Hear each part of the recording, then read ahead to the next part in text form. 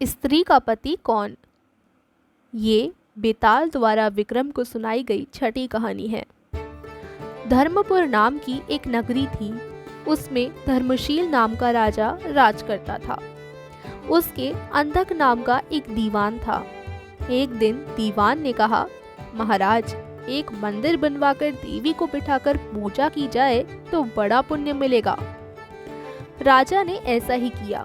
एक दिन देवी ने प्रसन्न होकर उससे वर मांगने को कहा।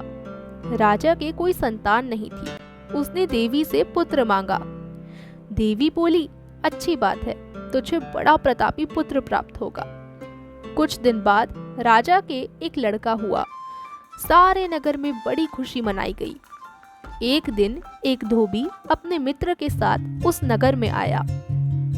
उसकी निगाह देवी के मंदिर में पड़ी। उसने देवी को प्रणाम करने का इरादा किया। उसी समय उसे एक धोबी की लड़की दिखाई दी जो बड़ी सुंदर थी।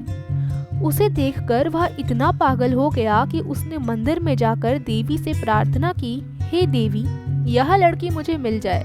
अगर मिल गई तो मैं अपना सिर तुझ पर चढ़ा दूंगा। इसके बाद वह हर घड़ी बेचैन रहने लगा। उसके मित्र ने उसके पिता से सारा हाल कहा।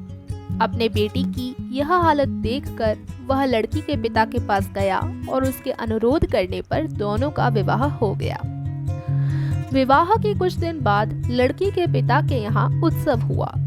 इसमें शामिल होने के लिए न्योता आया। मित्र को साथ लेकर दोनों चले।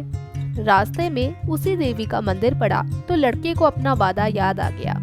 उसने मित्र और स्त्री को थोड़ी देर रुकने को कहा और स्वयं जाकर देवी को प्रणाम करके इतनी जोर से तलवार मारी कि उसका सिर धड़ से अलग हो गया। देर हो जाने पर जब उसका मित्र मंदिर के अंदर गया तो देखता क्या है कि उसके मित्र का सिर धड़ से अलग पड़ा है। उसने सोचा कि यह दुनिया कितनी बुरी है। कोई यह तो समझेगा नहीं कि इसने अपने आप शीश चढ़ाया है। सब यही कहेंगे कि इसकी सुंदर स्त्री को हड़पने के लिए मैंने इसकी गर्दन काट दी। इससे कहीं मर जाना अच्छा है। यह सोच उसने तलवार लेकर अपनी गर्दन उड़ा दी। उधर बाहर खड़ी खड़ी स्त्री हैरान हो गई तो वह मंदिर के भीतर गई। देखकर चकित रह गई। सोचने लगी कि दुनिया कहेगी यह बुरी औरत होगी, इसलिए दोनों को माराई। इस बदनामी से मर जाना अच्छा है।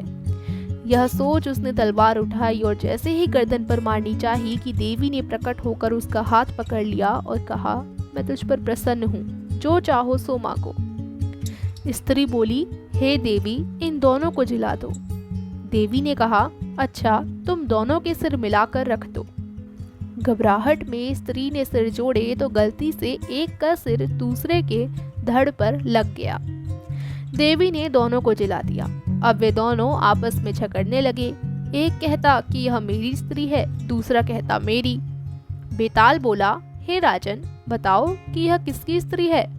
राजा ने कहा, नदियों में गंगा उत्तम है, पर्वतों में सुमेरु, वृक्षों में कल्प वृक्ष और अंगों में सिर। इसलिए शरीर पर पति का सिर लगा हो वही पति होना चाहिए। इतना सुनकर बेताल फिर पेड़ पर जा लटका। राजा उसे फिर लाया तो बेताल ने 7वीं कहानी कही।